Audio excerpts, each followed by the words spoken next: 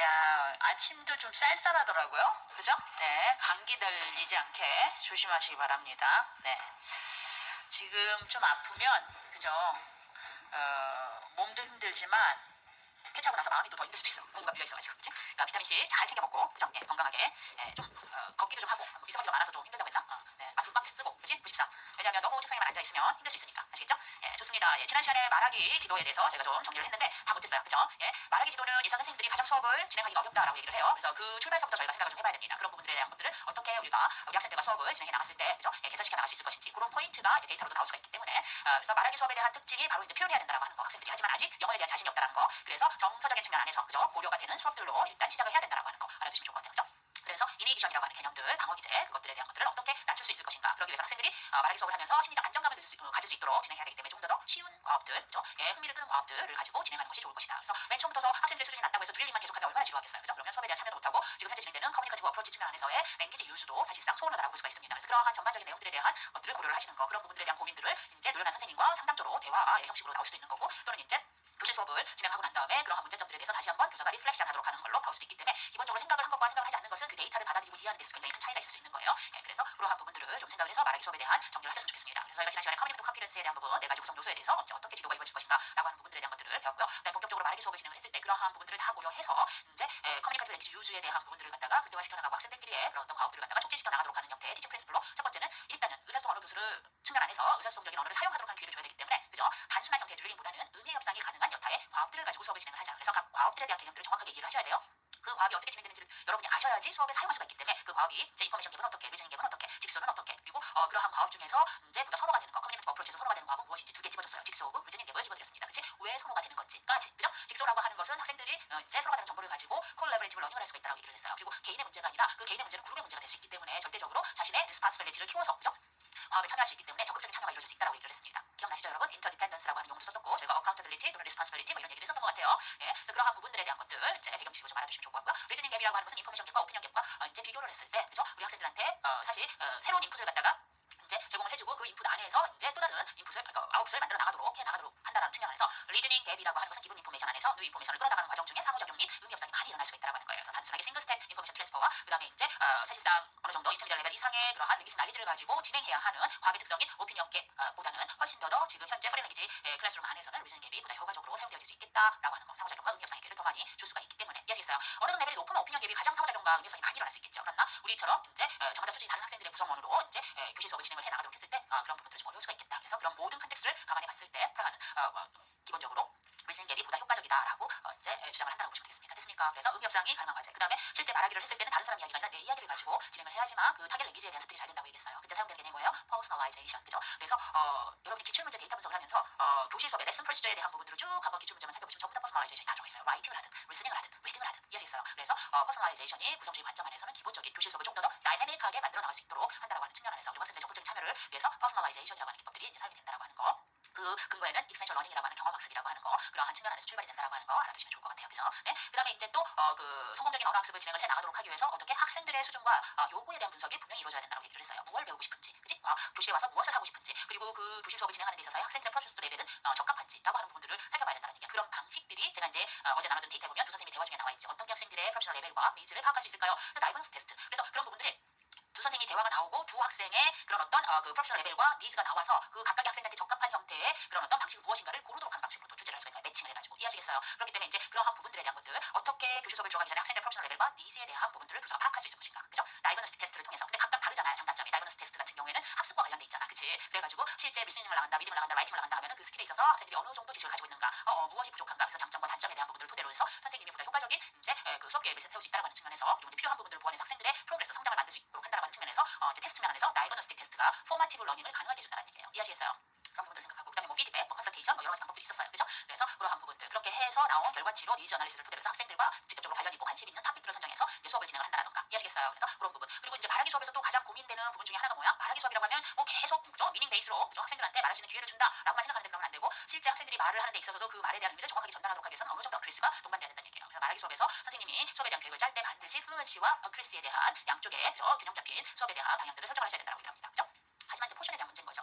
커뮤니케이티브 어프로치이기 때문에 주로 어떻게 플루언스에 초점을 맞추지만, 실제 학생들한테 그 플루언트하게 말하는 과정 중에 중간 언어 체계를 가지고 언어를 사용하면 반드시 오류가 나올 수밖에 없어요. 이해하시겠어요? 그죠? 그런 부정확한 표현들에 대해서 다시 한번 잡아주도록 하는 형태의 활동들이 같이 동반되는 것이 좋겠다. 그래서 이런 플루언시와 어크리시를 균형 잡히게 진행할 수 있는 수업 모델로는 우리가 뭘 들고 있습니까? 타스크 베이스드 인스트럭션이라고 얘기를 합니다. 이해하시겠어요? 그렇게 연계를 시켜가지고 프리타스크와 타스크 사이클 안에서, 그죠? 그러니까 프리 리스닝 액티비티, 와일 리스닝 액티비티를 진행을 하고, 프리 리딩, 와일 리딩 액티비티를 어떤 과업을 가지고 진행할 수도 있어요. 라이팅도 마찬가지고. 그렇지만 마지막 단계에서는 부족한 부분이 있으면 그 부분에 대한 트리트먼트가 주어져야 된다는 것입니다. 이해하시겠죠? 좋아. 그래서 그렇게 이제 플루언시와 어크리시에 대한 균형을 잡히고, 그리고 플루언시에 대한 활동들을 딱 봤을 때도 레벨 디퍼런시에이트 인스트럭션이라고 하는 것을 고려를 해야 된다고 얘기했어요. 그죠? 그러면 우선적으로 학생들 수준이 다 다르기 때문에 동일한 타스크를 줄 수가 없어. 그치? 그렇기 때문에 선생님이 또 고려해야 될 한 점이 뭐야? 이 부분이 이제 저는 중요하게 되게 바라보고 있거든요. 클래스룸 매니지먼트나 성공적인 학습을 하도록 하고, 학생들의 러닝 갭을 줄여나가고, 모든 학생들이 학습에 적극적으로 참여하도록 하기 위해서는 선생님이 설정하는 이 과업에 대한 수준이 학생들에게 맞아야 된다. 그래서 타스크 디피컬티라고 하는 개념들에 대한 부분들이 되게 중요하다고 알려주고 있어요. 그래서 그런 부분들 좀 고려를 하셨으면 좋겠습니다. 그래서 타스크 디피컬티에 대한 부분, 뭐 리딩 테스트를 진행해, 이런 테스트에 대한 부분들 서포트를 어떻게 줘야 될 것인가, 이렇게 생각해야 될 거 아니에요. 근데 말하기 수업이야. 스피킹 타스크야. 그러면 스피킹은 누가 하는 거야? 학습자가 하는 거지. 그럼 학습자에게 그 서포트를 어떻게 제공을 해줘서 로레벨들이 그 말하기 과업들을 수행할 수 있을 것인가. 이해하시겠어요? 그 다음에 이제 그 기능 지도와 상관없이 어떤 타스크를 하든지 그 타스크 자체에 대한 무게를 어떻게 우리가 조정을 해나가도록 할 것인가. 이해하시겠어요? 그래서 그러한 부분들에 대한 타스크 디피컬티에 대한 부분들을 저희가 또 알아야 되는 거고, 그리고 아까 이제 좀 전에도 말씀드렸지만 우리 학생들은 네이티브 스피커가 아니야. 넌 네이티브 스피커지. 우리도 마찬가지고, 그치? 그렇기 때문에 완벽한 타겟 랭귀지 시스템을 네이티브 스피커처럼 가지고 있잖아요. 그래서 우리 학생들이 가지고 있는 언어 체계를 우리 뭐라고 얘기하지? 인터 랭귀지라고 얘기해요. 인터 랭귀지는 아직 미완성 언어라고 볼 수가 있습니다. 그죠? 하지만 완성을 향해서 나가고 있는 거죠. 그죠? 그래서 이런 중간 언어 발전 단계도 다 다르잖아요. 그죠? 학습 초기부터 시작해가지고서, 그죠? 랜덤, 이머전트, 시스테마틱, 스테빌라이제이션. 스테빌라이제이션의 단계까지 가면 어느 정도 굉장히 유창하게, 그죠? 네이티브 스피커와 유사한 형태의 프로페셔널 레벨이 된다고 볼 수가 있습니다. 근데 우리 학생은 어디에 걸쳐 있냐면 이머전트하고 시스테마틱 사이 정도에 걸쳐 있다고 보시면 되겠어요. 그것도 수준이 다 달라. 이해하시겠어요? 그렇기 때문에 우리 학생들을 데리고 말하기 수업을 한다고 하는 것은 쉬운 일이겠어요? 어려운 일이겠어요? 그죠? not easy work이야, 선생님한테. 그래서 어렵다고 하는 거예요. 그렇기 때문에 그 학생, 왜냐하면 못하는 학생들은 좌절을 해서 문제고, 그죠? 잘하는 학생들한테 맞춰서 수업을 진행하기에는 사실상, 그죠? 예, 수업이 원활하게 진행이 되지 않고, 뭐 이런 어려운 문제점들이 있습니다. 그래서 꼭 가르쳐야 되는 것이 뭐예요? 스트래티지예요. 커뮤니케이션 스트래티지. 자기 수준에 맞춰서 커뮤니케이션 브렉다운이 나왔을 때 어떻게 해서든지 그것을 극복하도록 하는 방법들을 가르쳐주는 거예요. 이해하시겠어요? 그래서 과업이 진행될 수 있도록 하는 형태로 수업이 이루어져야 되는 거예요. 그래서 말하기 수업에서 이제 진행하도록 하는 수업 모델 중에 하나가 뭐가 있어요? 스트래티지 베이스드 인스트럭션이라고 하는 것이 있어요. 그렇죠? 그래서 학생들한테 이런 커뮤니케이션 브렉다운이라든가 목표로 사용할 수 있는 상황들에 대한 웜업을 이제 시츄에이션이랑 컨텍스트를 마련해주고, 거기에서 이제 그 어떠한 전략들이 사용될 수 있을 것인가 프레젠테이션을 해줬고, 이제 지난 시간에 어제 이제 지난 시간이라고 하지만 어제 그 자료를 봤잖아요. 그렇죠? 그래서 그러한 필요한 전략들에 대한 부분을 비디오 클립이나 이런 걸 통해서 보여주고, 그래서 왜 이런 것들이 필요한지, 왜 효과적인지, 어떤 역할을 하는지 학생들이 어웨니스를 높여주고, 그리고 본격적으로 그런 커뮤니케이션 브렉다운이 나오도록 하는 롤플레이나 이런 상황들을, 시나리오가 들어가 있는 카드를, 롤카드를 줘가지고서 연습을 해보도록 하고, 해봤더니 그게 효과가 어떻던가, 의사소통이 시간이 되던가, 그죠? 문제가 없던가, 뭐 이러한 부분들에 대한 이제 피드백을 주고, 그리고 나서 이제 랩업으로는 집에 가서 리플렉션을 다시 해보도록 하는 거, 실제 의사소통 전략을 사용해보도록 하는 거, 이러한 부분들을 이제 제공해줬잖아요. 이해하시겠어요? 그래서 이런 커뮤니케이션 스트래티지에 대한 중요성이 있어요. 또 왜 의사소통 전략 중에서 커뮤니케이션 스트래티지를 가지고 있다라고 하면은 스트래티지 컨피던스가 있다라고 보는 거거든요. 왜? 우리는 중간 언어 체계를 가지고 있기 때문에 언제 어디서나 그 커뮤니케이션 브렉다운에 마주칠 수 있기 때문에 그런 부분을 극복할 수 있는 거. 로레벨 애들 같은 경우는 어떻게 극복하겠어? 포벌이 안 되잖아. 그래서 셀커넥션 이런 거 생각도 못해요. 의사소통 전략을 어떻게 넘버벌 시그널, 제스처나 뭐 이런 걸 가지고 어떻게 해서든지 의사소통을 하도록 하는 거야. 그럼 의사소통에 맡기지 않고 의사소통을 실현하게 되면 그걸 가지고 성취감을 느낄 수 있기 때문에 영어에 대한, 영어 학습에 대한, 영어 사용에 대한 모티베이션과 자신감이 키워질 수 있다는 거예요. 이해하시겠죠? 셀컨럭션이라고 하는 셀컨럭션에 대한 의사소통 전략을 컴펜세이터리 스트래티지 중에서 가장 중요하다고 보고 있어요. 왜냐하면 언어를 사용하도록 되어 있으니까, 그죠? 익색 워드는 모른다 하더라도 그 익색 워드를, 그죠? 그 설명할 수 있고 표현할 수 있는 다른, 그죠? 그 어느 정도 능력을 가지고 있다고 보기 때문에 그런 것을 굉장히 신장시켜줘요. 그래서 이런 셀컨럭션은 사실 인터미디어 레벨 이상의 학생들이 이제 주로 사용할 수 있는데, 이러한 부분들에 대한 그 셀컨럭션에 대한 전략을 키워주도록 하기 위해서 교실에서 진행할 수 있는 활동들이 뭘까요? 스피드 퀴즈 같은 거, 그죠? 짝끼리 두고 또는 그룹 대 그룹으로 게임 방식으로 진행을 하는 거죠. 그래서 이제 그 워드 카드를 주고 그 워드 카드를 설명하도록 하면 상대가 맞춰보도록 하는 거예요. 이해하시겠어요? 그래서 셀컨럭션에 대한 전략들을 키워주는 활동들, 뭐 이런 것들도 진행할 수 있겠죠. 그래서 그런 여러 가지 그런 어떤 상황들, 저희가 이제 기본 베이직 프린시플 이런 걸 배웠지만 그 베이직 프린시플 하나를 가지고 교실 수업을 진행했을 때 어떠한 부분들이, 어떠한 이벤트들이 이제 발생할 수 있고, 만약에 그것이 이제 그 학습의 문제점으로 대두가 된다면 우리가 어떻게 해결할 수 있을 것인가라고 하는 거, 그죠? 예? 학원까지 왔다 갔다 하는 차 안에서도 좀 생각을 해보시고요. 그래서 어차피 여러분이 현장에서 부딪힐 문제예요. 이해하시겠어요? 그래서 그런 부분들을 이제 해서 해결책을, 사실 이제 교육령 같은 경우에는 답이 정확한 답이 있는 건 아니고 오픈엔디드예요. 그래서 다양하게 이렇게 생각을 하면서 주어진 데이터 범주 안에서 답을 찾아서 쓰도록 하는 것이기 때문에 굉장히 유연하게 여러분의 사고를 만들어줄 거예요. 그래서 교육령이 기텀이나 이런 것들은 어느 정도 암기를 해야 되지만 사실 암기 과목이 아니에요. 어플라이드잖아요. 그죠? 암기 과목이 아니란 말이야. 응용을 해야 되는 거예요. 실전 상황에 맞춰서. 응용을 하기 위해서 우리는 지금, 그죠? 기본적인 내용들에 대한 것들을 배우고 있는 것이고요. 그래서 그런 부분들에 대한 생각의 범주는 제가 수업을 하면서 이런 상황도 있습니다. 저런 상황도 있습니다. 제 경험에 비춰서 이제 이야기를 많이 해줄 거예요. 교실 수업 상황에서 제 티칭 익스프레스에 맞춰서. 하지만 여러분 자체도 그런 부분들에 대한 생각에 그런 어떤 그 범주를 좀 늘려보면서 교육론에 대한 공부를 하시면 보다 효과적일 것이다라고 하는 것입니다. 이해하시겠어요? 그래서 그러한 원리들을 배웠고 그 과정 안에 학생들의 책임감을 키워주도록 하는 형태의 교실 수업이 또 필요하다라고 하는 거. 그래서 오토노머스 러너가 될 수 있도록 하는 것들, 그죠? 교사로부터 인디펜던트 러너가 돼야 되는 거예요. 교사에게 의존하는 게 아니라. 이해하시겠어요? 그래서 인텐시브 리스닝, 인텐시브 리딩을 하고 또 스피킹과 라이팅 수업을 한다 하더라도 자신의 학습에 대한 리스폰시빌리티를 가진다고 한다면 교실 밖에서도 학생들이 셀프 다이렉트 러닝을 하게 됩니다.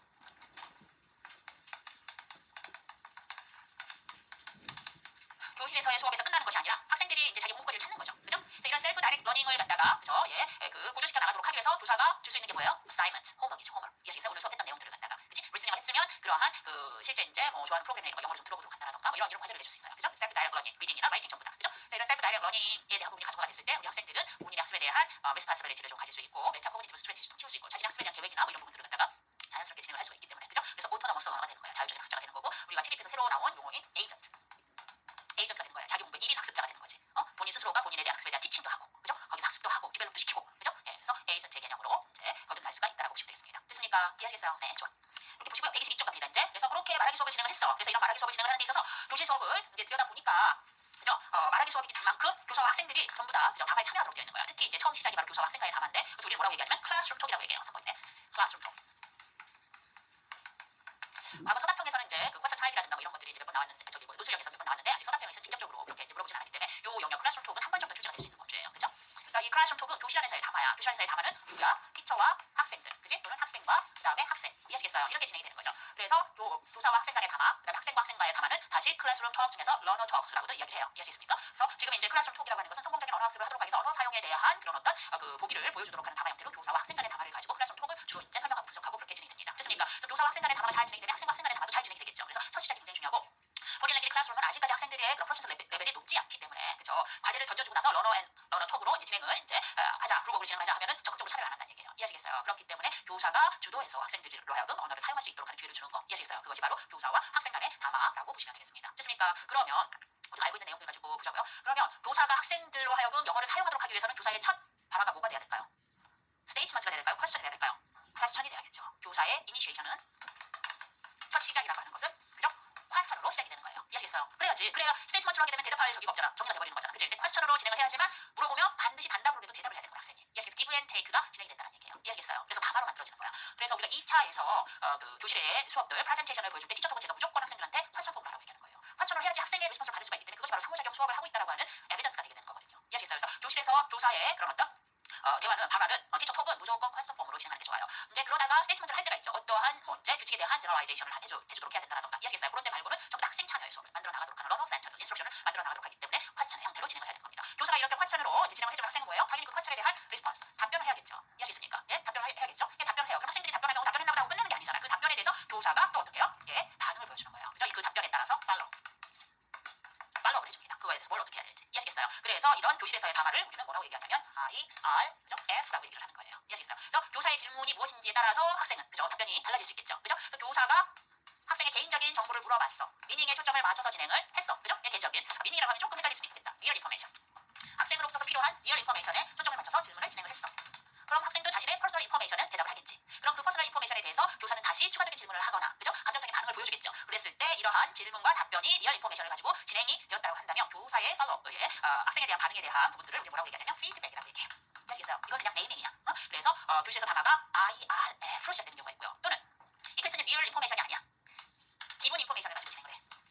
기본 인포메이션을 이라고 하는 것은 뭐야? 리얼 인포메이션은 from the student. 학생으로부터 정보가 나오는 거예요. 그래서 퍼스널 인포메이션에 해당되는 거죠. 그죠? 형제가 몇 명이야? 그치? 너 지난 주말에는 뭘 했어? 뭐 이런 것은 리얼 인포메이션에 해당되는 거잖아. 그치? 교사가 알 수 없는 정보예요. 그치? 근데 기본 인포메이션은 어떤 거야? 오늘 리스닝을 듣고 스포ken 텍스트를 들었어. 리스닝 수업에서. 그리고 나서 컴플레이션 체크업을 해. 이미 기본 인포메이션이지. 이미 들었기 때문에 교사가 알고 있는 정보가 학생도 알고 있는 정보야. 근데 굳이 그런 질문을 왜 할까? 학생들이 리스닝 컴플레이션을 제대로 했는지 안 했는지 체크를 하기 위해서 하는 거예요. 이해하시겠습니까? 그러면 기본 인포메이션에 대한 퀘스천을 가지고 진행을 했다면 학생의 답변은 뭐예요?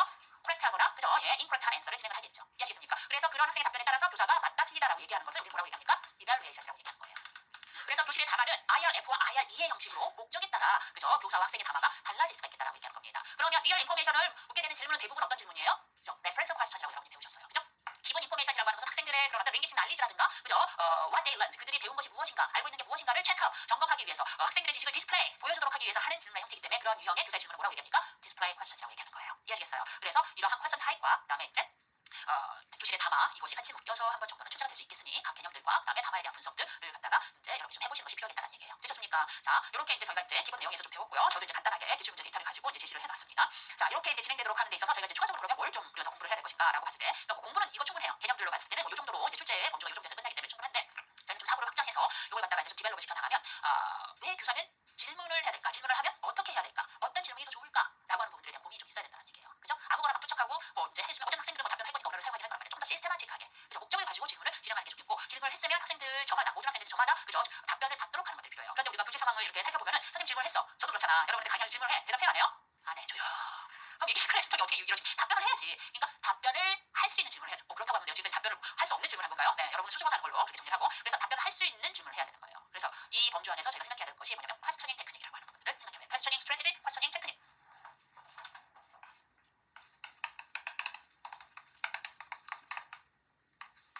또는 퀘스처닝 스트래티지라고도 이야기합니다. 교사가 어떤 질문을 할 것인가, 것인가, 그 질문을 어떻게 할 것인가, 그 질문에 대한 학생들의 반응이 없을 때 그 다음에 또 어떻게 할 것인가. 이해하시겠어요? 그러한 부분들에 대한 것들을 이제 고려를 해야 되는데, 그래서 우리가 레벨 differentiated instruction이야. 수준이 다 달라. 그러면 선생님이 전체 홀 클래스웍에서 질문을 던진다고 하면 그 선생님의 질문에 주로 답변하는 학생들은 누굴까요? 그죠? 하이 프로페셔널 레벨에 있는 학생들이지. 어드밴스드 레벨에 있는 학생들이겠죠. 그러면 선생님과 어드밴스드 레벨에 있는 학생들만 수업을 진행을 하게 되는 거야. 그걸 고려를 해야 된다고 한다면 선생님이 던지는 질문은 어떻게 해요? 어떤 질문이 좋겠어요? 오픈 엔디드 퀘스천이 좋아요. 오픈 엔디드 퀘스천. 그래서 학생들 누구나가 자기 수준에 맞춰서 답변을 할 수 있도록 하는 것들. 그치? 그리고 정답이 없는 질문들. 이러한 부분들이 필요하죠. 근데 간혹가다 오픈 엔디드 퀘스천을 했는데, 그치? 로레벨 학생들한테 사실 이제 이런 질문, 퀘스천링 테크닉과 퀘스천링 스트레이트 층간 안에서 자, 오늘 며칠이야? 12일이야? 12일? 13일? 13번?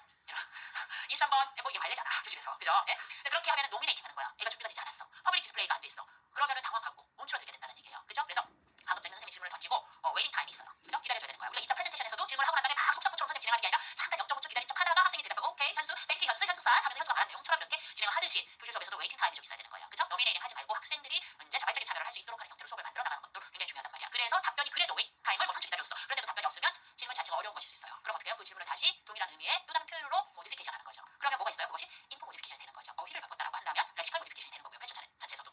그럼 이런 지금까지 렉시컬 모디피케이션과 진틀 모디피케이션이 이제 수준말 학습에서도 나왔고 자체적으로도 나와서 기초문제에서 이제 지금까지 통틀어서 두 번씩 투자가 됐단 말이에요. 이번에는 클래스룸 톡과 같이 연결해서 나올 수도 있는 거죠. 퀘스천 형태를 가지고. 그래서 어휘가 어휘로 바뀌었으면 그죠? 그 렉시컬 모디피케이션이 되는 거고요. 그죠? 예. 그다음에 이제 아예 퀘스천에 대한 문장 구조에 대한 부분을 좀 더 단순화시켰어. 그지? 그렇게 뭐 what do you think 뭐 이렇게 물어보지 않고 바로 다이렉트로 what is it 뭐 이렇게 물어봤어. 그럼 구조적인 측면에서 모디피케이션이 되는 거잖아요. 이해하시겠어요?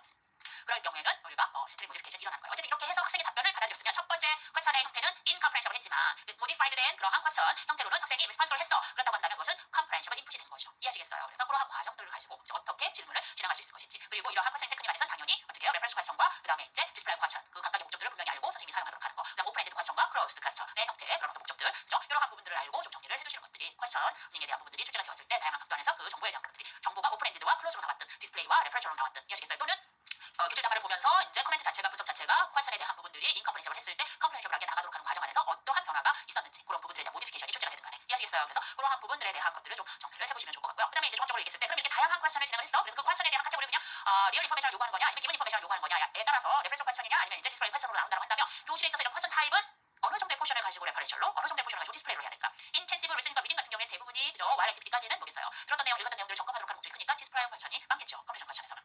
하지만 그죠? 실제 커뮤니케이션 어프로치 안에서는 사실상 오늘 이런 스포컨 텍스트를 들었고 이런 리튼 텍스트를 읽었어. 그걸로 끝나는 게 아니잖아. 그치?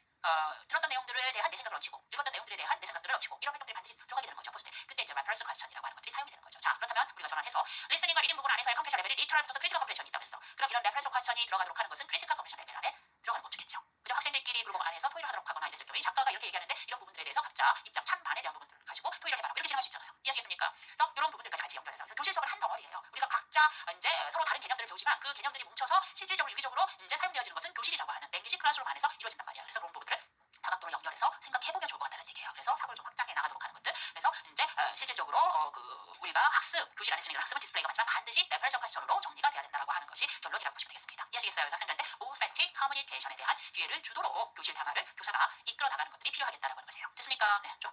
그래서 122쪽 보도록 하겠습니다. 그래서 퀘스천 타입에 보시면 디스플레이 퀘스천과 레퍼런스 퀘스천이 나오고요. 그래서 디스플레이 퀘스천은 여러분이 아시고 있듯이 교사가 이미 알고 있는 정보를 물어보는 질문이에요. 그래서 목적이 뭡니까? 그죠? 학생들이 배운 내용들을 점검을 하고, 그죠? 학생들의 링귀스틱 난리지를 점검을 하는 체크 퀘스천이 주로 이제 디스플레이 퀘스천 안에 들어간다라고 보시면 되겠고요. 그래서 리터럴 컴퓨레이션 퀘스천이라든가 인퍼런셜 컴프레hension 퀘스천이라든가 뭐 이런 것들은 전부 다 디스플레이 퀘스천이 되겠죠.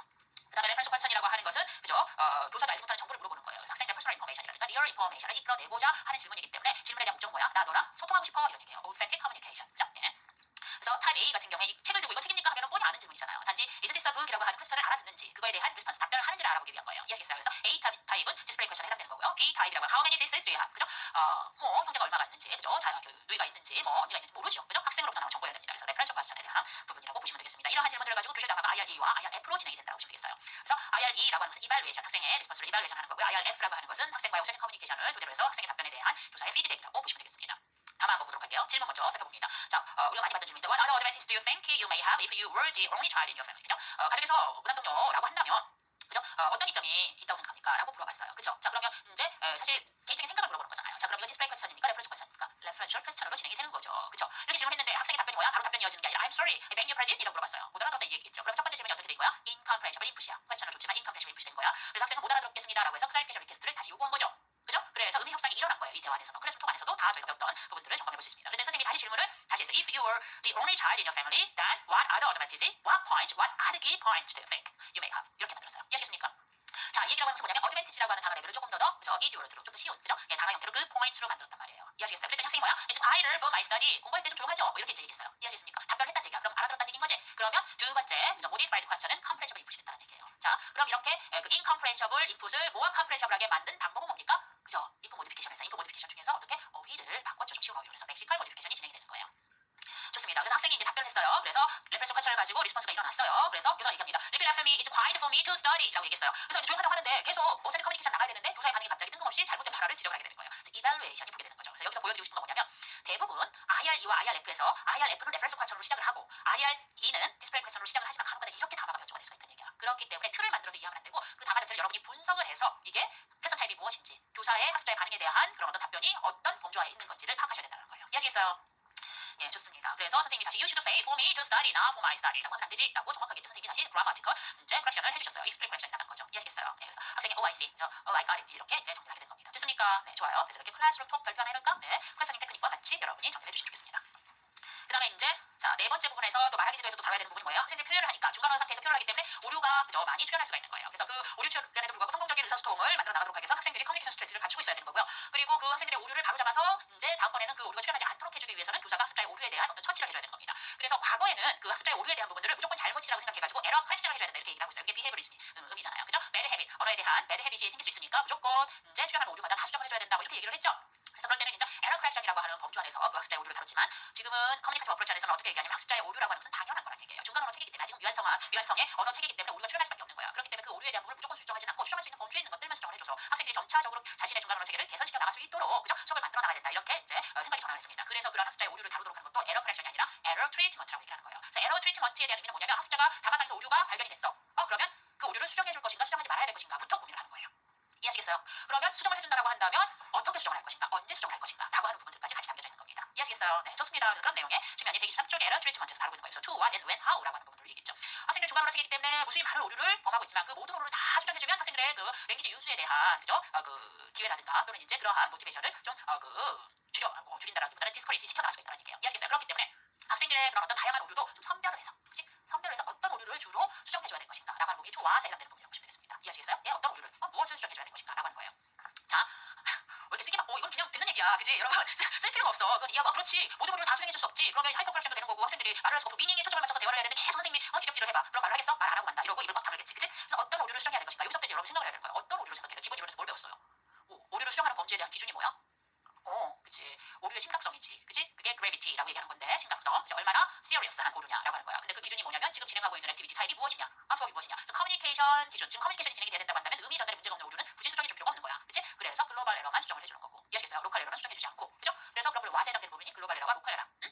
커뮤니케이션 기준일 경우에. 근데 커뮤니케이션, 미닝이 기준이 아니야. 플루언시. 이 기준이 아니야. 그 기준 자체가, 활동 자체가, 수업 자체가 accuracy야. 그치? 정확성에 초점을 맞추는 거야. 그리고 타겟 룰이나 타겟 아이템을 배우고 있는 상황에서 언어를 사용하도록 되어 있어. 그럼 오늘 배우고 가야지. 그런데도 자꾸 오류를 범한다라고 한다면, 그러면 그런 로컬 에러라든가 그라마티컬 에러 자체에서도 바로 수정이 들어갈 수밖에 없어. 즉각적으로. 이해하시겠어요? 네. 그래서 그런 부분들에 대한 수업의 목표, 액티비티 타입이라든가 인스트럭션 타입이라든가 거기에 따라서 이제 수정돼야 될 오류에 대한 그런 어떤 심각성, 중요도가 달라진다라고 하는 거 여러분 이해를 하셔야 되겠고요. 그래서 결정으로 오류를 수정해주기로 결정해서 요 기준이라고 한다면 이건 수정을 해줘야 돼. 수정을 해줘야 된다라고 한다면 글로벌 에러가 있으면 의사소통이 진행이 안 되기 때문에 커뮤니케이션 브레이크다운이 있을 수 있기 때문에 의사소통 진행을 하도록 하기 위해서는 그 글로벌 에러가 나왔다고 한다면 바로 수정해주는 게 맞아요. 이해하시겠어요? 근데 로컬 에러야. 로컬 에러는 계속 반복적으로 해. 반복적으로 오류를 보면 어떤 상황에 빠질 수가 있어요? 학습자의 학습 상황에서 퍼스널라이제이션이 빠질 수가 있는 거죠. 그치? 그건 막아줘야 돼. 그래서 로컬 에러라고 하더라도 리피티드 에러, 반복적인 오류라고 한다면 수정을 해줘야 돼. 하지만 지금 의사소통 상황이야. 그러면 지금 상태에서 수정을 해줄 필요는 없지. 그치? 의사소통이 다 끝나고 난 다음에 다시 한번 그죠? 사용했던 그러한 언어 표현에 대한 정확성을 잡아주도록 하는 활동을 하면 돼요. 그게 뭐야? 팔로우업 트리트먼트가 되는 거지. 이해하시겠어요? 과학이 끝나고 난 다음에. 그래서 when이라고 하는 것은 우리의 심각성에 따라서 수정이 결정이 됐으면 그 다음에 시기가 결정이 되는 거예요. 즉각적으로 해야 될 것이냐, 과업이 끝나고 난 다음에 해야 될 것인가. 이해하시겠어요? 그리고 과업이 끝나고 난 다음에 오류 수정을 그랬을 때 학생들한테 이제 피드백을 주거나 이렇게 했을 때도 그치 무조건 선생님이 틀렸다고 해가지고 주는 게 아니라 학생들의 랭귀스틱 레벨과 어펙티브 레벨에 맞춰서 적절한 피드백을 줘야 된다. 이거 빌더 원에서 아마 배웠을 거예요. 그죠? 예. 그런 부분을 고려해서 when이라고 하는 부분. 그러니까 이제 실제 시험이 나오면 그죠? what이 나올 수도 있고요. 그죠? when이 나올 수도 있고요. how가 나올 수도 있어요. 지금까지 가장 많이 나온 것은 what하고 how가 제일 많이 나왔어요. what은 뭐야? 오류. 예를 들어서 children이라고 해야 되는데 child라고 했어. 이해하시겠어요? 오버 제너라이제이션이라든가 이런 부분이 나오잖아요. 그 오류 자체에 대한 부분, 오류의 원인이 무엇인가, 그죠? 예, 그러한 부분들이 이제 출제가 됐죠. how는 뭐예요? 수정을 하기로 했어. 그지? 시기도 정했어. 그럼 그걸 언제 할 거, 어떻게 할 것인가라고 하는 것은 피드백 타입이죠. 지금까지 나와 있는 explain correction부터서 repetition까지 그런 부분이 나온 거예요. 그죠? 그래서 우리는 what, when, how라고 딱 의문사로 세 가지를 가지고 규정을 하지만 그 각각의 세 가지 안에서 실제 교실 속 상황이 어떻게 이제 펼쳐질 수 있을 것인지, 어떤 부분을 고려해야 될 것인지를 생각을 하시면 좋아요. 그래서 제가 키카드를 이제 만드시라고 얘기를 했잖아요. 그죠? 이제 근데 다행히도 이제 성훈 선생님이랑 이제 작업을 해가지고 키텀 책이 이번에 이제 나올 거예요. 성훈 선생님이 이제 편집을 하셔가지고 이제 이번에 나올 거죠.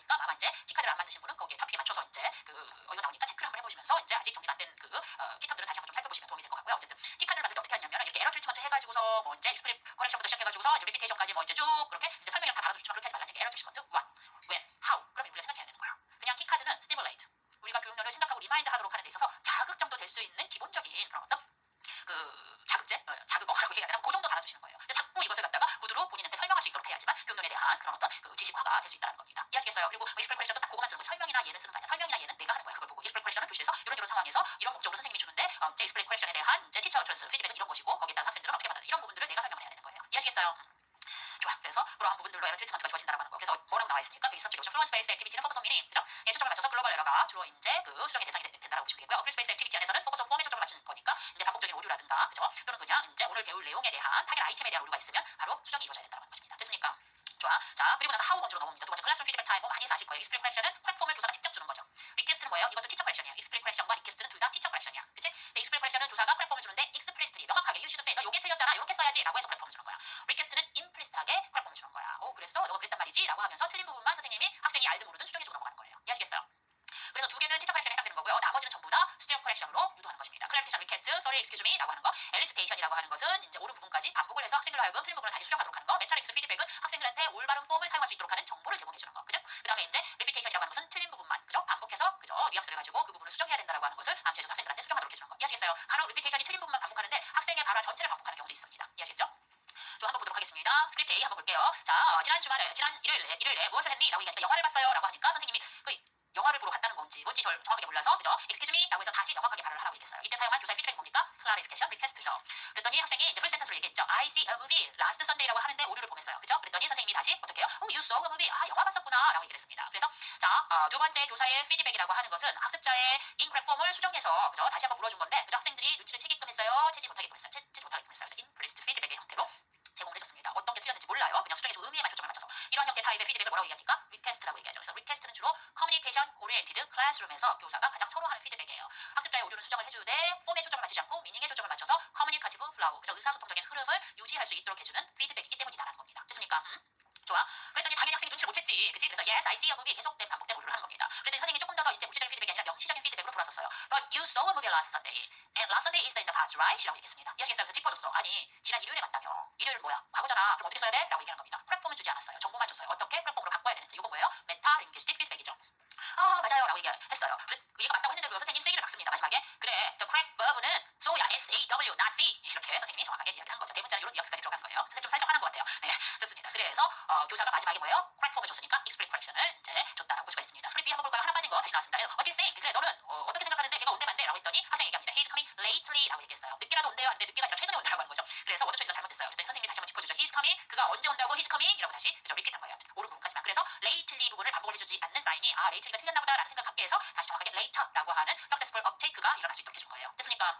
이런 형태의 피드백 타입을 뭐라고 얘기해요? elicistation이라고 이야기한다라고 보시면 되겠어요. 됐습니까? 네, 좋아. 이렇게 피드백 타입까지 피드백 타입은 반복적으로 출제가 되는데 여기서 하나 더 추가해서 본다면 request라고 하는 것은 그치?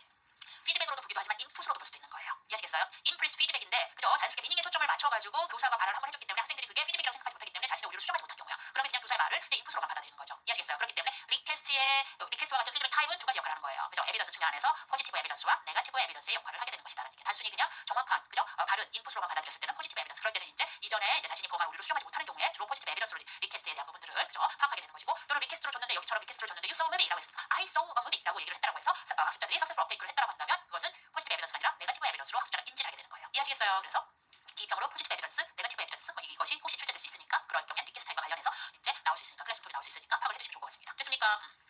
자, 그 다음에 이제 여섯 번째 디지털 테크놀로지라고 하는 거. 우리가 이제 디지털 테크놀로지라고 하는 거 교실에서도 아이스드 클래스룸으로 교실 수업을 진행을 하지만 교실 밖에서 아까 셀프 다이렉트 러닝이라고 하는 것들을 이제 권장해준다라고 얘기했잖아요. 그랬을 때 학생들한테 이제 말하기 수업을 하고 학생들이 그러한 말하기 수업에 대한 보조적인 장치로 누구나 다 하나씩 손에 든 컴퓨터를 가지고 있잖아요. 그게 뭐예요? 모바일이잖아. 그치? 그래서 모바일 어시스트 랭귀지 러닝 을 할 수 있도록 선생님이 어레인지 해줄 수 있어요. 이해하시겠어요? 그래서 여기서 디지털 테크놀로지라고 하는 것은 그런 모바일을 통해서 앱을 이용해서 이제 학생들한테 효과적인 그 러닝 잉글리시를 할 수 있도록 하는 방법들을 제시하고 있는 겁니다. 그거 출제된 거죠. 기출에서. 됐습니까? 자, 그래서 이제 다음과 같이 앱이 이렇게 이제 다양하게 선생님이 앱을 이제 찾아서 이제 학생들한테 소개를 해주는 거죠. 각각의 이런 앱들이 이렇게 세 개가 있어. 각각의 세 개는 첫 번째 앱은 뭘 하기 좋고, 두 번째 앱은 뭘 하기 좋고, 세 번째 앱은 뭘 하기 좋으니 학생들이 자신의 목적에 맞춰가지고서 그 앱을 이용하도록 하는 거. 그리고 이용 후기를 선생님한테 뭐 그 리뷰해가지고 보내주도록 한다라던가, 그 다음 수업에서 자신이 사용한 앱에 대한 소개를 해보도록 한다라던가, 어떤 이점이 있다라던가 이렇게 하면 권장하게 되잖아요. 되게 그죠? 그래서 새로운 앱 그리고 공부 셀프 다이렉트 러닝을 하다가 자기가 이제 발견한 새로운 앱이 있으면 또 추천하도록 하는 방식. 뭐 이런 식으로 교실 수업을 얼마든지 다양하게 이렇게 진행을 해줄 수가 있습니다. 그래서 디지털 테크놀로지를 이용해서 그죠? 학습하도록 하는 것들 앞으로 계속 기출해서 아니 저기 새로운 시험 문제 안에서 요구할 수도 있어요. 그래서 그런 부분들에 대한 것도 막자. 그런데 시험 문제는 어렵지 않습니다. 매칭업으로 이제 해당돼서 주로 학생들이 난 이런 공부가 필요한데 그래서 선생님한테 조언을 구하는 거예요. 어떤 앱들을 사용할 수 있는 건지. 그럼 앱이 뭐 몇 가지가 나오고 거기에 관련된 앱들을 지난번처럼 이렇게 매칭하도록 하는 문제들이 출제가 날 수 있는 거고 또는 제가 생각하기에 만약 이번에 또 이런 것들이 나온다고 한다면 어떤 방식으로 나올 수 있냐면 우리가 텍스트북 이발레이션, 코스웍 이발레이션을 하잖아요. 이런 앱 이발레이션을 하는 거예요. 그죠? 그래서 그 앱을 사용했을 때 학생들의 평가들이 좀 나오고 그 안에서 그죠? 교사가 이제 다음 수업에서 이제 사용하고자 하는 앱들에 대한 부분들을 학생 평가와 맞물려 가지고서 선택하도록 하는 문제들. 이해하시겠어요? 이게 충분히 나올 수 있죠. 그죠? 이 앱을 권장하도록 하는 수업이니까. 무슨 말인지 이해하시겠어요? 그러면 이거는 뭐냐면은 물론 이제 저희가 이제 모의고사 때도 한번 내볼 거예요. 그런 것들은. 근데 뭐냐면은 실제 뭐 이것을 새로운 정보와 지식을 알아야 되고 공부하는 게 아니야. 데이터만 잘 찾아가면 되는 거야. 그래서 이런 식으로도 출제가 될 수 있다라고 하는 걸 생각을 하면 그런 방식으로 출제가 됐으면 당황하지 않잖아요. 그죠? 그래서 어떤 정보를 어떻게 찾아야 되는지 어떻게 매칭해야 되는지 그런 부분들에 대한 훈련만 하면 되는 거기 때문에 특히 텍스트북 이발레이션이라든가 코스웍 이발레이션 또 이렇게 이제 그 머티리얼 이발레이션에 해당되는 부분 또는 이건 이제 인스트럭션 툴인 거죠. 이런 툴 이발레이션에 대한 부분들 같은 경우에는 그 정보가 지난 시간에도 얘기했지만 데이터베이스예요. 이해하시겠어요? 데이터를 토대로 해서 그것을 조합해가지고 답안을 쓰도록 하는 거야. 새로운 신지식을 요구하지 않아. 이해하시겠어요? 그렇기 때문에 그런 부분들은 훈련해서 충분히 만들 수 있습니다. 가령 예를 들어서 어떻게 하냐면 첫 번째 앱을 한번 봐봐. 뭐 하는 거예요? 여기는 영어를 배우는 데 있어서 뭐에 초점을 맞췄어? 인디비주얼 잉글리시 사운드잖아. 프로넌세이션이야. 프로넌세이션에 대한 학습을 해나가도록 하는 데 있어서 첫 번째 해. 한 학생은 난 R사운드와 S사운드가 구분이 안 되고 정확하게 내가 말만 하면 못 알아듣고 이렇게 하는 거야. 그죠? 그래서 이제 워드 스트레스나 이런 것들도 잘 갖춰져 있고 이런 애한테는 첫 번째 앱이 도움이 되는 거죠. 이해하시겠어요? 그 다음에 이제 have fun learning English. 그죠? 이 부분은 두 번째는 뭐가 진행이 되냐면 화천을 주는 거야. 화천을 연습해보도록 하는 거야. 화천을 주고 답을 달아보도록 하고 이제 다양한 문장적인 패턴에 대한 부분들을 이제 연습해볼 수 있는 기회를 주는 거야. 센텐스 레벨에 대한 연습이 될 수도 있는 거고 퀘스천 앤서 Q&A 형태의 액티비티 활동으로 진행을 할 수가 있는 거예요. 그래서 이제 묻고 대답하도록 하는 부분들에 대한 연습 활동이 좀 필요해. 예를 들어서 레퍼런스 퀘스천이라든가 디스플레이 퀘스천이라든가 이해하시겠어요? 그래서 이런 부분들에 대한 퀘스천을 가지고 진행하도록 하는 학습 활동이 좀 필요하다라고 얘기했을 경우에 그래서 앱 두 번째를 사용할 수 있는 거고 앱 세 번째 같은 경우에는 뭡니까?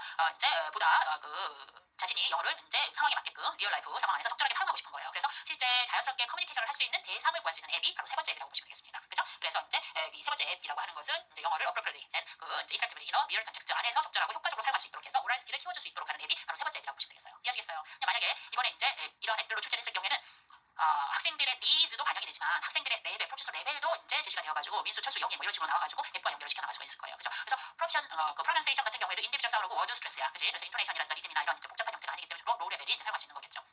Q&A 같은 경우에는 이제 뭐 로우 인터미디어 레벨, 그다음에 이제 실제 스피킹 버디를 찾아가지고서 적절하게 언어를 사용한다라고 얘기한다면은 적어도 하이 인터미디어 레벨 이상의 학생들이 가능하다고 볼 수가 있습니다. 이해하시겠어요? 그래서 그런 부분들에 대한 데이터를 좀 구분을 하시고 그렇게 정리를 하시면 도움이 될 것 같습니다. 됐습니까? 네, 좋아요. 이렇게 저희가 말하기 수업까지 이제 진행을 했고요. 이제 쓰기 지도에 대한 부분들 진행을 하도록 하겠습니다. 뒷부분에 이제 어제 나간 자료 중에서 이제 디지털 테크놀로지는 그냥 똑같은 내용이에요. 대화 있는 내용들, 새로운 앱, 퀴즈렛이라든가 뭐 이런 것들이 이제 주어져 있어서 한번 읽어보시면 될 것 같아요. 그래서 그런 부분들이 이제 툴 이발레이션 형태로 나올 수 있고 그렇게 두 선생님의 대화를 가지고 할 수도 있는 거고 또는 학생들이 자신의 니즈에 대한 부분을 반영해가지고서 그 부분에 해당되는 것을 이제 툴 이발레이션 중에서 가장 높은 점수를 받고 있는 툴을 갖다가 아이덴티파이하고 그 근거를 이제 쓰라고 하는 부분으로도 출제가 될 수도 있습니다. 이해하시겠죠? 네, 이렇게 보고 130쪽 보도록 하겠습니다. 130쪽. 자, 쓰기 지도에 대한 부분. 자, How to teach student writing skills라고 하는 부분입니다. 자, 이제 말하기 지도에 의해서 쓰기 지도를 진행을 하는데 이건 쓰기 지도는 저희 현장은 그래도 티처 트레이닝 연수, 선생님들 연수에서 이제 쓰기 지도에 대한 부분을 한동안 그죠? 예, 많이 진행을 했습니다. 왜냐하면 선생님 쓰기 지도라고 하는 것은 학생들 문제보다도 이제 선생님이 이제 라이팅에 대한 부분들에 대한 접근이 특히 이제 연세가 계신 분들에 대한 것들이 이제 해결이 되지 않아서 좀 어려움을 많이 느낀다 현장에서 그런 어떤 서베이를 해보면 그런 이야기를 합니다. 어쨌든 여러분은 이제 젊으신 분들이고 바로 이제 충분한 그 실제 임용 시험에서도 충분히 이제 걸러진 분들이기 때문에 이런 쓰기 지도를 진행하는 데는 크게 문제가 없이 진행이 될 거라고 보여집니다. 그래서 말하기 지도와는 다르게 이제 교사 트레이닝으로서의 쓰기 지도는 이제 저희가 고려할 필요는 없을 것 같고요. 일단 수업에 대한 방법들을 어떻게 효과적으로 이제 진행해 나가도록 해야 될 것인가에 초점을 맞춰서 진행을 하도록 하겠습니다. 일단 쓰기 지도다 하면 대표적인 게 두 가지 접근법이 있죠. 하나가 Product Oriented Writing Approach, 다른 하나가 Process Oriented Writing Approach. 그럼 우리나라가 진행되는 교실 수업 안에서 텍스트북을 가지고 진행되는 쓰기 지도는 무엇이냐라고 하면은 둘 다 아니고 내셔널 커리큘럼에 의하면 Controlled to Free Writing Approach라고 이야기합니다.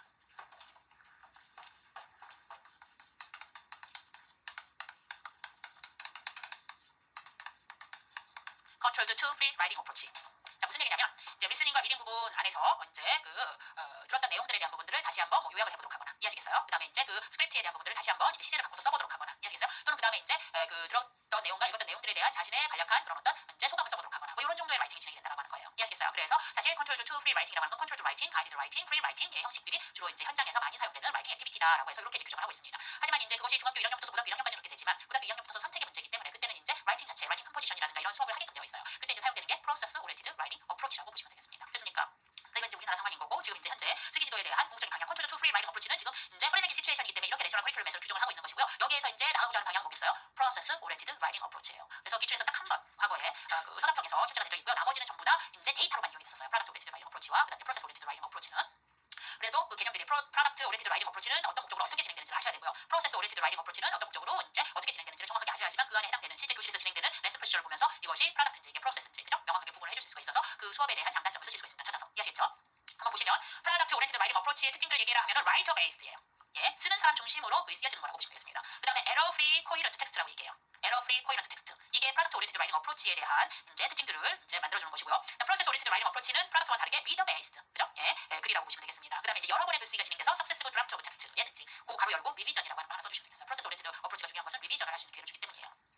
됐습니까? 네, 이런 특징인데 라이터 베이스드 프로스라고 하는 건 그러니까 이제 작가라고 하기도 좋고 글쓴이 중심으로 이제 글을 쓴다라고 하는 것은 무슨 얘기인 거예요? 누가 읽을지 이런 건 중요하지 않다는 얘기야. 그래서 라이터 베이스라고 하는 것은 자신의 글에 대한 연습 뭐 이런 데 해당되는 겁니다. 컨트롤 라이팅이 주로 이런 특징들을 가지고 있어요. 그죠? 반면에 리더 베이스라고 하는 것은 뭐냐면 내가 글 쓸 때부터 누가 읽을 것이지라는 거야. 그렇지? 그렇기 때문에 이제 리더가 읽을 것을 생각하면서 고려를 하면서 그죠? 그 독자와의 그런 상호작용을 토대로서 글쓰기가 진행이 된다는 겁니다. 그래서 그것은 이제 탑픽에 대한 정보 공유부터 시작해가지고 뭐 이렇게 디벨롭이 되는 것이죠. 그래서 프로세스 오리엔티드 라이팅 어프로치는 리더 베이스라고 이야기합니다. 라이터 베이스라고 얘기하는 프로덕트 오리엔티드 라이팅 어프로치는 에러 프리 코히런트 텍스트예요. 그래서 사실 네이티브 글쓰기만큼 쓸 수가 없어요. 우리가 완벽하게. 그치? 그렇기 때문에 프로덕트 오리엔티드 라이팅 어프로치 안에서 에러 프리 코히런트 텍스트를 만들어주도록 하기 위해서는 모델 텍스트가 있고 그 모델 텍스트를 카피하거나 텐스와 같이 일부분의 언어적 요소를 변환해서 그대로 따라 쓰도록 하는 글쓰기가 될 수밖에 없는 거예요. 이해하시겠어요? 그래서 한정적인 글쓰기로 저희가 파악할 수밖에 없는 거죠. 반면에 프로세스 오리엔티드 라이팅 어프로치는 리튼 프로덕트, 그죠? 이렇게 에러 프리 코히런트 텍스트라고 하는 완벽하게, 그죠? 예, 리튼 프로덕트에 초점을 맞추는 것이 아니라 리튼 프로덕트까지 나오기까지 그런 과정이에요. 이 토픽에 대한 부분들을 이제 작가가 보다 쉽게 이해하도록 하기 위해서 어떻게 이제 나의 글에 대한 방향들을 맞춰나갈 것인가 계속 사고의 연장의 과정이에요. 그래서 프로세스 오리엔티드 라이팅 어프로치를 우리는 뭐라고 얘기하냐면 thinking process, 그죠? 사고의 과정이다. 이렇게 TDP에서 보면은 이제 제시를 하고 있습니다. 이해하시겠어요? 그래서 사실 한번 글을 쓰고, 그죠? 그게 정말 작가에게 제대로 전달이 됐는가라고 하는 부분을 실제 가상의 작가를 통해서 피드백을 받아보는 거예요. 그러니까 동료한테 피드백을 받거나 교수한테 피드백을 받거나. 그래서 그런 부분에서 컨텐츠 어바니제이션에 대한 부분들을 계속 그런 그 의도에 맞춰가지고 수정 변화해 나가도록 하는 과정이 중요하기 때문에 한 번의 글쓰기로 끝나는 게 아니라 여러 번의 글쓰기 리비전이 진행이 되는 것이 프로세스 오리엔티드 라이팅 어프로치에 대한 특징이다. 이렇게 이해를 하시면 될 것 같아요. 이해하셨습니까? 네, 좋아. 그래서 이제 보시면 첫 번째 클래스룸 액티비티에서 틱톡커프가 프로덕트 오리엔티드 라이팅 어프로치의 대표 주자로 나온 것이고요. 두 번째 클래스룸 액티비티 안에서 진행되는 여차의 스텝들로 여러 번의 세븐 스텝을 가지고 라이팅이 진행되도록 하는 프로세스를 보여주는 이런 클래스룸 그 액티비티가 프로세스 오리엔티드 라이팅 어프로치에 대한 특징을 보여준다고 보시면 되겠습니다. 됐습니까? 한번 보도록 하겠습니다. 틱톡 컴프는 여러분이 알고 계시듯이 딕테이션을 기반으로 해서 라이팅으로 나가도록 하는 그런 어떤 활동이에요. 그래서 틱톡 글로스는 딕테이션을 기반으로 해가지고서 저 리스닝을 가지고 그다음에 이제 브루버그 통해서 리컨스트를 해나가도록 하는 과정인데 일부 교육용 원서에서 두 개 활동을 같은 걸로 보기도 하고요. 일부 원서에서는 두 개 활동을 전혀 다른 걸로 보기도 합니다. 이해하시겠어요? 그럼 참 공부하는 우리는 진짜 황당하지 이러면 저 틱톡 컴프를 써야 되지 틱톡 글로스를 써야 되지. 그러니까 그 안에서 우리는 몸부림을 치는 겁니다. 어떠한 차이가 있는지를 살펴보는 거죠. 그랬을 때 이제 친절하게도 이제 그래서 같은 걸 보는 건 우리가 볼 필요 없어요. 그 원서는 다르게 보는 게 어떻게 이제 다르게 보고 있는지를 살펴보시면 되는데 다르게 보는 원서에서 이렇게 설명합니다. 틱톡 글로스는 리스닝에 초점을 맞추기 때문에 노트 테이킹에 대한 부분들을 반드시 이제 요구한다고 얘기를 해요. 그죠? 그래서 노트 테이킹이 주어지고 그다음에 스몰 그룹 워크 안에서의 활동이 아까 들었던 내용들에 대한 리컨스트럭션이야. 그러니까 그룹별로 버전이 다 다를 수가 있어. 이게 이제 방향성이라고 얘기하고요. 틱톡 컴프는 노트 테이킹이 없이, 그죠? 예, 노트 테이킹이 없이 그다음에 이제 라이팅으로 진행이 되는데 인디비주얼로 진행할 수도 있고 그룹 라이팅으로도 진행할 수도 있어요. 이해하시겠어요? 그래서 그렇게 진행하는데 뭐냐면 리컨스트럭트를 하는 것이 아니라 리라이트, 리프로듀스. 그 얘기라고 하는 것은 뭐냐면 들었던 내용과 똑같이 쓰도록 하는 거예요. 그래서 프로덕트 오리엔티드라고 하는 거예요. 이해하시겠어요? 오리지널과 가까우면 가까울수록 완벽한 글쓰기가 된다라고 보는 겁니다. 이해하시겠어요? 이런 과정을 뭐 응용을 하다가 틱톡 컴프로 유를 하지만 노트 테이킹 시킨다면 어쩔 수 없어. 그래도 만약에 틱톡 컴프에 대한 부분들에 대한 답을 요구한다면 리프로듀스, 리라이트라고 써야 된다는 얘기죠. 절차를 리컨스트럭트라고 하면 안 되고. 이해하시겠어요? 그래서 사실 악유가 많이 나올 수 있기 때문에 틱톡 글로스, 틱톡 컴프는 아직 물어보지 않았어요. 그죠? 그런 부분들이 있어서 그래서 만약에 이걸 물어본다고 한다면 분명하게 디렉션을 줄 거예요.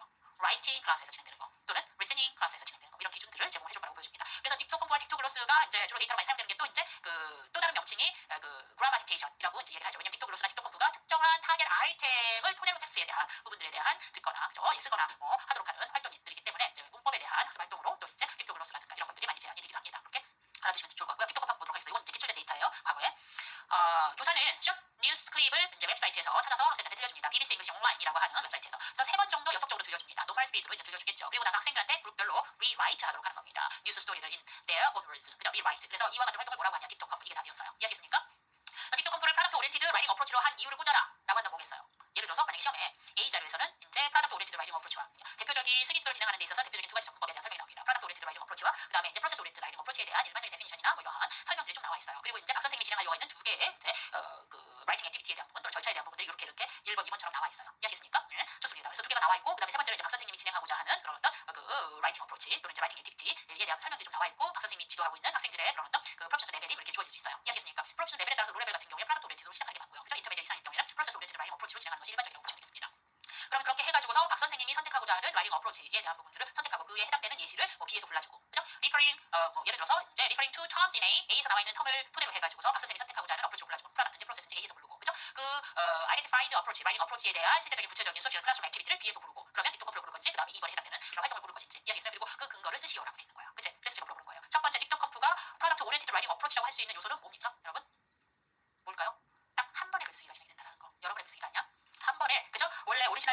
어떻게 리라이팅을 한다라고 하는 내용으로 답변을 해주시면 되는 거예요. 이해하시겠죠? 네. 그렇기 때문에 프로덕트 오리엔티드 라이팅 어프로치에 대한 개념을 알아야지 이걸 적용을 할 수가 있다는 거고, 그래서 거기에다 대한 정보를 찾을 수가 있다는 얘기예요. 그래서 베이직 컨셉이라든가 이 기본 내용에 대한 이해가 잘 되어 있어야 된다라고 하는 거야. 그치? 그게 없이 응용만 하고 문제만 많이 푼다라고 해가지고서, 그죠? 예, 감점 없는 답안을 쓰기는 어려울 수 있어요. 그죠? 그 다음에 이제 두 번째 보도록 하겠습니다. 클래스룸 액티비티 한번 볼게요. 선생님이 일단은 백그라운드 인포메이션, 아티피셜 인텔리전스, AI 요즘 핫하죠. 예, 저도 많이 써봤는데 진짜 재밌더라고요. 시간 가는지 모르게. GPT-4, 예, 이런 대화 같은 거 구성하고 제가 이제 정보를 주고 그 다음에 대화 구성해봐 이렇게 쫙 나와요. 그죠?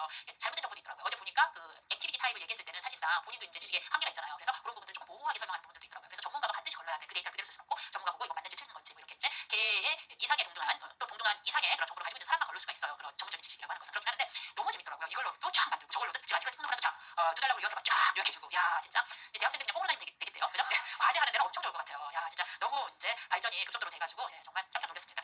어쨌든 요즘 그거 가지고 노는 재미에 아주 제가 푹 빠졌어요. 네, 좋습니다. 그래서 여기 AI에 대한 부분들에 대한 백그라운드 인포메이션을 이제 교수가 제공을 해주고 이제 학생들 비디오 클립을 봐요. 그 주제에 관련된. 그래서 이게 이제 첫 번째 단계입니다. 두 번째, 그리고 나서 학생들로 하여금 이제 그룹별로 그 토픽에 대해서 토의를 해보도록 하고 브레인스토밍을 하도록 하는 거예요. 그죠? 프리 라이팅 액티비티에 대한 단계를 제시를 하고 있습니다. 그리고 나서 그죠? 예, 그 학생들은 그 아이디어에 대한 부분을 대략적으로 이제 그려보고, 그리고 나서 write the first draft, 첫 번째 드라프트를 쓰는데 내용 중심으로 이제 쓰게 되는 것이죠. 그리고 나서 교사가 학생들의 드라프트에 대한 부분들을 한번 이제 살펴보고 미닝 포커스 피드백을 제공해주고 있습니다. 이 피드백을 통해서 학생들은 다시 그들의 이제 드라프트를 다시 한번 이제 수정을 하게 되고 파이널 드라프트를 교사에게 내도록 하는 거. 이해하시겠어요? 그렇기 때문에 두 번째 클래스룸 액티비티를 프로세스 오리엔티드 라이팅 어프로치라고 하는 이유는 뭐예요? 리튼 프로덕트까지 나오기까지의 과정에 대한 부분들을 갖다가 제시를 해주고 있고, 그 다음에 뭡니까? 여러 번의 글쓰기가 된다라고 하는 거예요. 여러 번의 글쓰기와 리비전이 있다라고 하는 거, 그리고 또 피드백이 동반이 된다라고 하는 요소로 답변을 써주시면 되는 겁니다. 이해하시겠어요? 그게 전부 다 프로세스 오리엔티드 라이팅 어프로치의 데피니션에 해당되는 거죠. 무엇을 프로세스 오리엔티드 라이팅 어프로치로 이야기하느냐라고 얘기했을 때 한 번의 글쓰기가 아니라 석세스라고 얘기했잖아. 여러 번의 연속적인 글쓰기가 주어진다라고 하는 거. 그런 여러 번의 연속적인 글쓰기 안에는 반드시 피드백과 리비전이 주어진다라고 하는 거. 그것이 바로 프로세스 오리엔티드 라이팅 어프로치에 대한 특징이자 그죠? 내용이다라고 볼 수가 있습니다. 이해하시겠어요? 자, 그래서 제가 1페이지 자료를 봤을 때 프로덕트 오리엔티드와 프로세스 오리엔티드 라이팅 어프로치에 대한 두 선생님의 대화들이 쭉 나와 있습니다. 그래서 그러한 부분들에 대한 이제 데피니션이라든가 이런 정리를 좀 찾아보시면 되겠고요. 만약 이걸 이제 문제화시켜 나간다고 한다면 두 가지 접근법에 대한 부분을 이제 빈칸을 주거나 지칭 추론을 줘서 이제 그 특징들을 보고 어떤 어프로치를 나타내는 건지를 살펴보도록 할 것일 수 있습니다. 또는 이제 그 각각의 어프로치를 A와 B로 설명을 하거나 디스 어프로치 또는 어나더 어프로치 뭐 이런 식으로 이제 설명을 하고, 아까 마치 여러 클래스 액티비티 두 개를 주고 해당 박 선생님이 선호하고자 하는 그러한 라이팅 어프로치에 대한 구체적인 예를 고르시고 그 근거를 쓰시오라고 이렇게 될 수도 있는 거예요. 이해하시겠어요? 자, 한번 보도록 하겠습니다. 이제 송 선생님이 넥스트 세메스터에 쓰기 수업을 지도하신다고요. 들었습니다. 라고 얘기합니다. 그래서 어떻게 어떤 종류의 그런 어프로치로 진행하실 겁니까? 라고 했더니 박 선생님이 이야기를 합니다. 저는 두 번째 줄 프로세스 오리엔티드 어프로치로 진행을 할까 합니다. 왜냐하면 프로세스 오리엔티드는 여러 번의 글쓰기 단계가 주어지고 피드백들이 주어지기 때문이죠. 라고 얘기합니다. 됐습니까? 그래서 중요한 건 스테이지 오브 라이팅, 석세시브, 그죠? 예, 드래프트와 똑같은 의미입니다. 그다음 피드백이 주어진다는 얘기예요. 왜 그 어프로치를 가지고 진행하실 생각입니까? 라고 했더니 박 선생님이 이야기를 합니다. 예, 첫 줄 중간 오른쪽에 가시면 develop their writing skill more effectively. 프로덕트 오리엔티드 라이팅 어프로치에 비해서 훨씬 더 쓰기 능력을 효과적으로 향상시킬 수 있다고 봅니다. 라고 얘기합니다. 아니 어떻게 그렇게 생각하십니까? 왜 그렇게 생각하시죠? 라고 물어보니 박 선생님이 다시 이야기를 합니다. 왜냐하면 프로세스 오리엔티드 라이팅 어프로치는 오른쪽 끝에 제너럴 아이디어를 생성하는 것부터 시작해서 그죠? 그 아이디어를 조직화시켜서 글쓰기로 진행을 하고, 그리고 수정 보완을 해서 다시 한번 자신의 텍스트를 에디팅하기 때문이죠. 이게 이제 이 프로세스 자체가 그대로 나와 있는 거죠. 그리고 또 하나 있죠. 이 글쓰기 자체도 과정 중심이기 때문에 도움이 되기도 하지만 그 과정 안에서 학생들로 하여금 to interact with other writers and readers, 다른 사람과 상호작용을 할 수 있는 기회를 주는 거죠. 그죠? 그래서 실제 자신의 과업에 대한 constructive feedback, 이해하시겠어요? 프로세스 오리엔티드 라이팅 어프로치는 여러 번의 글쓰기, 그죠? 리비전, 피드백, 이게 가장 중요한 키워드라고 보시면 되겠습니다. 됐습니까? 예. 알겠습니다. 라고 얘기하고, 하지만 그죠? 프로덕트 오리엔티드 어프로치도 그죠? 쓰기집을 하는데 도움이 되지 않을까요? 라고 얘기합니다. 이점이 있을 텐데요. 라고 얘기합니다. 가령 프로덕트 오리엔티드 어프로치에 대한 특징이 나옵니다. 예. 송 선생님의 두 번째 줄을 보시면 학생들한테 언더라인 컨벤션을 가지고 라이팅 컨벤션이에요. 그죠? 예. 그다음에 스트럭처 오브 디퍼런트 장르, 그죠? 다양한 텍스트를 써보도록 함으로써, 그죠? 야, 아구멘테이션, 아구멘티브 라이팅이라든가 내지는 디스크립티브 라이팅이라든가 이러한 부분들에 대한 글에 대한 장르, 그죠? 구조 이런 부분들을 학습시킬 수 있다고 하는 측면에서, 그리고 이제 서투른 글쓰기보다는 완벽한 구조를 가지고 보면서 글쓰기가 진행이 되기 때문에 같은 줄 어플리드 앤 코헤런트 텍스트를 만들 수 있도록 하는 훈련이 될 수 있지 않을까요? 라고 하는 거예요. 이해하시겠어요? 자, 여기서 포인트는 프로덕트 오리엔티드 라이팅 어프로치라고 하는 것은 글쓰기에 대한 프랙티스를 하는 데 도움이 된다는 거야. 라이팅 컨벤션이라든가 어떻게 인트로덕션을 쓰고, 그치? 어떻게 이제 아이디어를 디벨로핑을 해 나가도록 하고, 그런 예시를 볼 수가 있다는 얘기죠. 그 예시를 통해서 훈련이 되고 난 다음에 직접 프로세스 오리엔티드 라이팅 안에서 자기가 그러한 글을 써보도록 하는 방식으로 했을 때 보다 효과적인 형태의 그런 어떤 글쓰기 지도가 될 수 있다라고 저희는 판단할 수 있습니다. 됐습니까? 좋아. 그래서 이제 그런 내용들이 나와 있습니다. 그렇지만 제가 프로덕트 오리엔티드 라이팅 어프로치만 이제 어프로치로 모집하지 않은 이유는 다음과 같습니다. 박 선생님의 이제 발화 중에서 두 번째 줄 리미팅 앤 보링 for students. 학생들한테 좀 지루하죠. 그죠? 그냥 모델 텍스트를 보고 그대로 쓰도록 하거나, 그죠? 한다라고 하는 것은 학생들이 their own voice나 creativity에 대한 부분을 표현하지 않도록 하기 때문에 좀 학생들이 지루해할 것 같습니다. 네, 그렇죠. 하고 송 선생님 다시 얘기를 합니다. 자, 그렇다고 한다면 학생들이 그걸 어떻게 평가를 하실 건가요? 그 다음 줄에 보시면 do you grade them on their draft or their final product? 드라프트와 파이널 프로덕트 중에 어떤 거에 이제 점수를 주실 생각이십니까? 라고 하니까 예, good question입니다. 여기에서 이제 저희가 좀 정리를 해야 될 부분이 I think both draft and final product. 이 선생님은 그죠? 평가 자체도 프로세스 오리엔티드에 초점 맞추고 있다고 볼 수가 있습니다. 그래서 리튼 프로덕트만 이제 평가하는 것이 아니라 파이널 프로덕트도 평가를 할 거지만 그 과정 중에 있는 드라프트도 다 평가를 할 거다라는 얘기예요. 이해하시겠어요? 그래서 평가 자체가 그죠? 예, 서마티브가 아니고 포마티브의 속성을 가지고 진행이 된다라고 하는 것을 파악할 수가 있습니다. 그래서 I use rubrics that include criteria. 이제 이런 루브릭을 사용할 건데요. 그 크라이테리아 범주는 both the process and product of writing. 라이팅에 대한 과정 및 프로덕트까지도 포함하도록 해서 일단 첫 번째 가령 예를 들자고 한다면 I look at how well they generate and organize idea. 아이디어 게더링 할 때부터서 평가를 할 거란 얘기야. 얼마나 이제 그 아이디어를 이제 생산해낼 수 있는 것인지 또 how they use language and grammar. 그다음에 언어와 그라마에 대한 측면도 그죠? 그다음에 how they respond to feedback. 그죠? 그래서 다른 사람의 글에 대한 피드백을 어느 정도 또 자세히 주는가까지도 how they improve their text. 그래서 그 피드백에 대한 그죠? 이제 어떻게 자신의 텍스트에 이제 개선시켜 나가도록 이용하고 있는지까지 이해하시겠습니까? 그래서 이런 과정에 대한 부분들에 대한 것들을 갖다가 과정 중심 평가로 포마티브 이제 어세스먼트로 루브릭에 대한 구성을 해 나가도록 할 거 요거 하나 저희가 이제 포인트로 잡으시면 되겠습니다. 됐습니까? 이렇게 해서 프로덕트와 프로세스 오리엔티드 라이팅 어프로치에 대한 정리 각각의 교실에서 진행할 수 있는 그런 목적들이 무엇인가를 분명하게 알아두시면 좋을 것 같습니다. 한 5분 정도 쉬었다 진행할까요?